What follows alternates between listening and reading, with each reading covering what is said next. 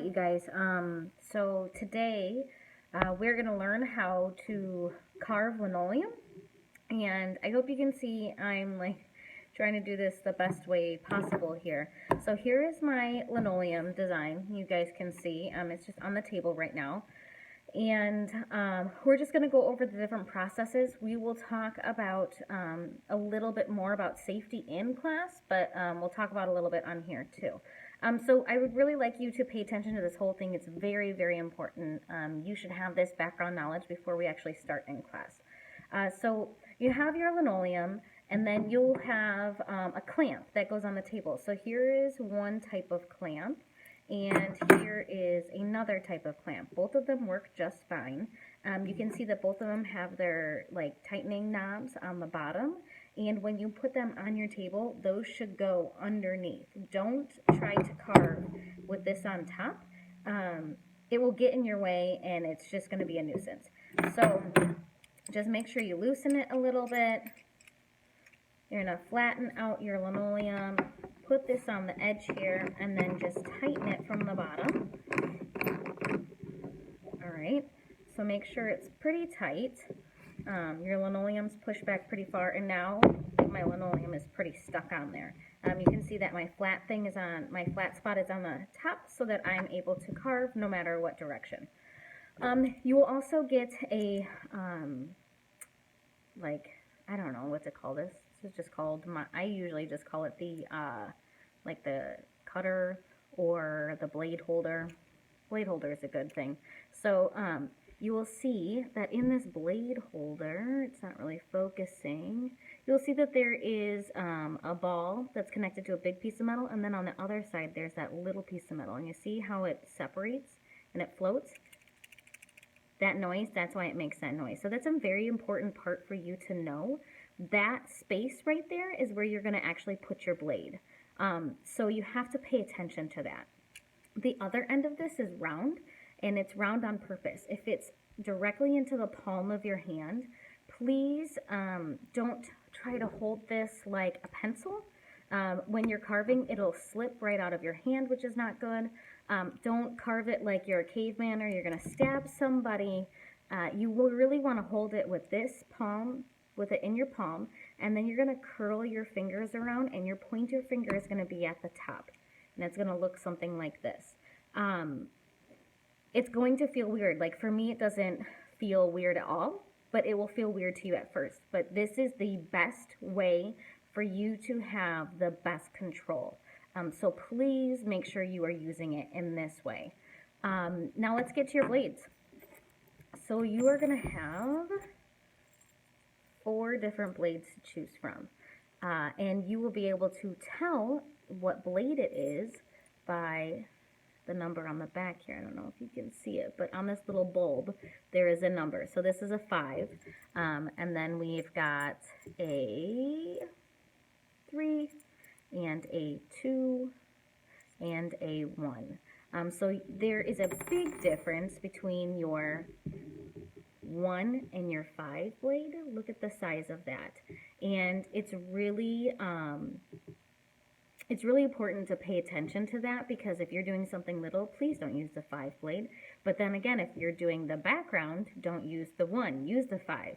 And then you have your 2 and your 3, which are very similar, but they definitely make different cuts. So please be aware of that. You can tell on one side, it's that blade right here. If I were to rub my finger really hard, I would cut myself. And then on the other side, it's rounded and it's very smooth. I can go like this all day long, not getting hurt. The one that you're going to have the most trouble with seeing that is your 5 blade. Everyone has a problem seeing the difference between the actual blade side and the curvy side. So just make sure you pay attention. You can see that the blade side has that little shiny part at the top here. That's one way for you to see. I really suggest that you start off with a 3 and you outline everything. The reason you outline is because you will slip up. It's just going to happen. If you look at my linoleum carving of the pineapple and the fruit and stuff, you can tell I slipped up in places. It's going to happen. But if you have an outline around everything, it will prevent a lot of those slips from going into your actual design and taking big gouges out. If you have that outline, it will stop it and it will make little slips. And it won't be such a big deal, because if they're really shallow, the ink will cover it. All right, so let's talk about putting your blade into your blade holder. So I'm going to make sure I have my rounded side and not my blade side. Remember that little separation of metal in there? I'm going to make sure this rounded part here goes into that piece of metal. Now, if it doesn't fit, this is not fitting, you guys. This is not good. It's not in all the way. I need to loosen this up. So I'm just going to turn it a little bit, put it my non-blade side back in here, and it goes all the way down to this bulb. Oops, sorry. See that bulb right there? See? It should go all the way down to it. Don't try to tighten it when it's this far out. The bulb should rest on here. And then I'm going to tighten it. And I don't have to like Hulk tighten it. And then if I try to pull it, it should not come out. You don't have to pull it every time. Once you get it, you'll feel that it's tight and you'll be good to go. So that is a safety thing. You need to have it all the way to the bulb. If it's not, your blade is going to slip and it could cut you, or it could slip into your design. It is a safety thing that you need to make sure that you're paying attention to that. So again, another safety thing is making sure that this is in the palm of your hand and you're holding it correctly. One of the biggest things, biggest safety thing is this non-carving hand. I'm right-handed, so I'm going to carve with my right hand. My other hand is never up here. It is never off to the side over here.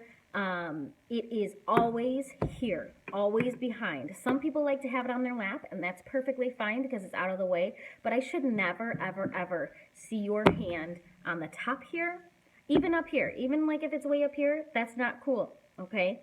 It needs to be back or on your lap. There's no other way, and you can't tell me there's another way. There isn't.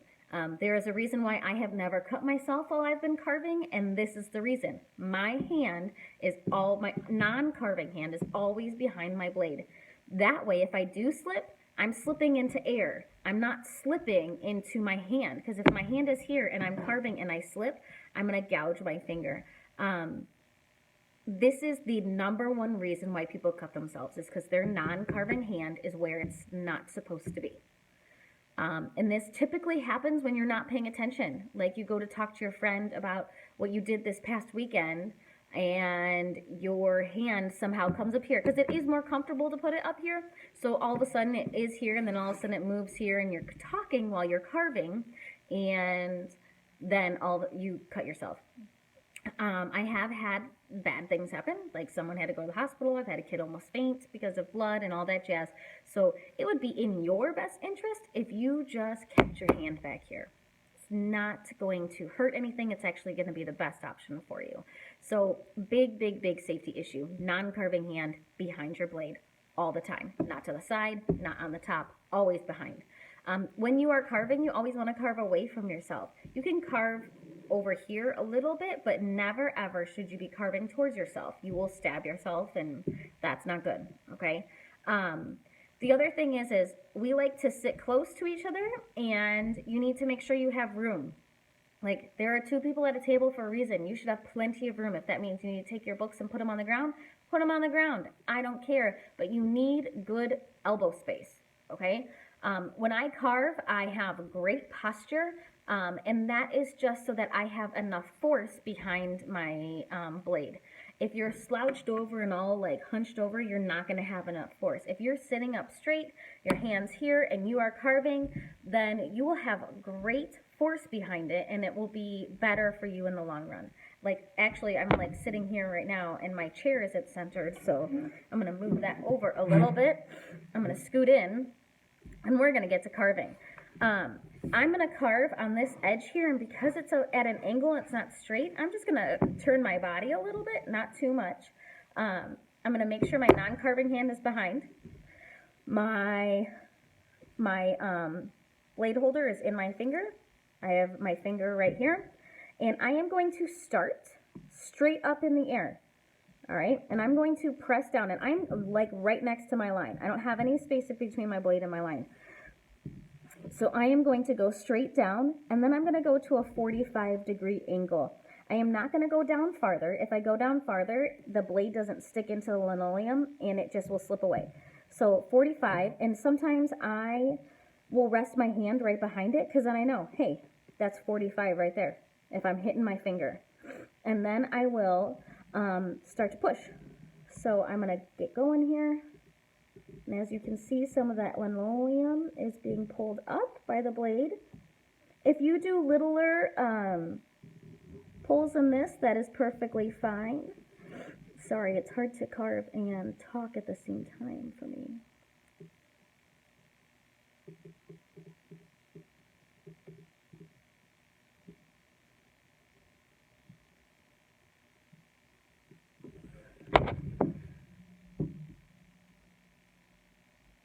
All right, and I'm going to stop there because if I continue to carve, I'm going to carve towards myself. So I'm just going to pull it up, and here's my little linoleum. I don't get this long of a pull every time, but you know, there are times that I do. And you can see here the difference that I carved this out, all right? And I went slow. That wasn't very fast, and that's okay. You don't want to go fast. You do want to carve your negative space, though, and I forgot to talk about that. Your negative space is your linoleum. You're carving all of that away. So make sure you are focused on that.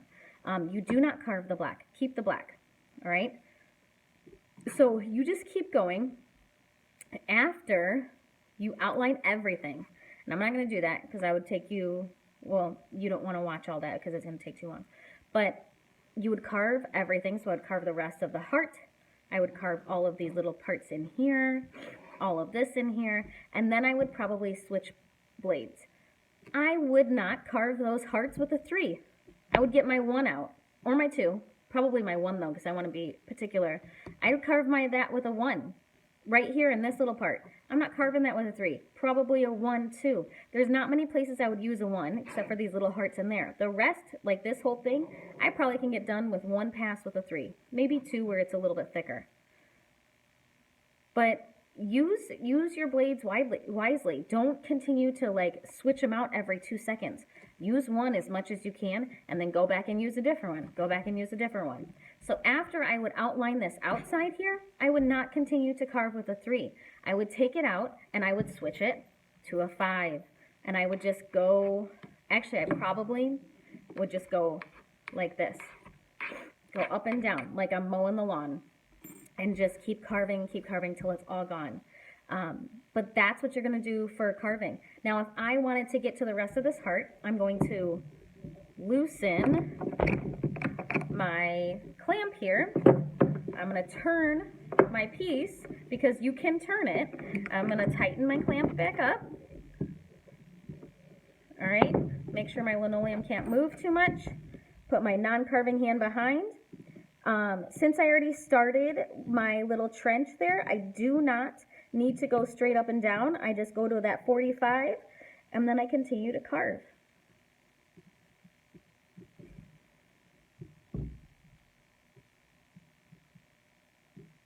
All right, and I'm getting to my line, so I'm just going to pick up. I'm going to peel it off. All right, and then I'm going to come here, just go to my 45 again.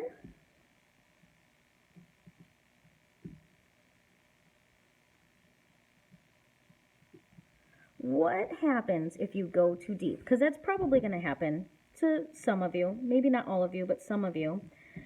When you go too deep, it'll take you longer, but you'll start to see the back. That burlap coming through, it will not hurt your design, you guys. It's not going to hurt it. It just is going to take you longer to carve. So if you are realizing that you're going that deep, then you're not at a 45-degree angle. You are deeper, you're up more, like this. You're less than 45.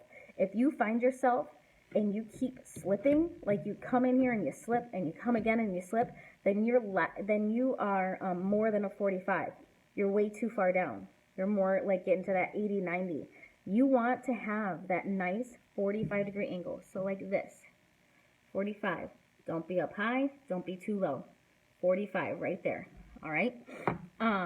But that's pretty much the gist of linoleum carving, and I can't wait to see all of your designs. Like I said, we'll talk a little bit more about some other safety issues, but for right now, those are the main ones. 1, have this tightened. Have it all the way down to the bulb. 2, this needs to be in the palm of your hand with your hand wrapped around. 3, your non-carving hand is always, always, always behind your blade. I cannot stress that enough. And if you have any questions, we'll talk about it later. But for right now, that is all I have for you. And we will start carving soon. And I cannot wait to see what you guys come up with.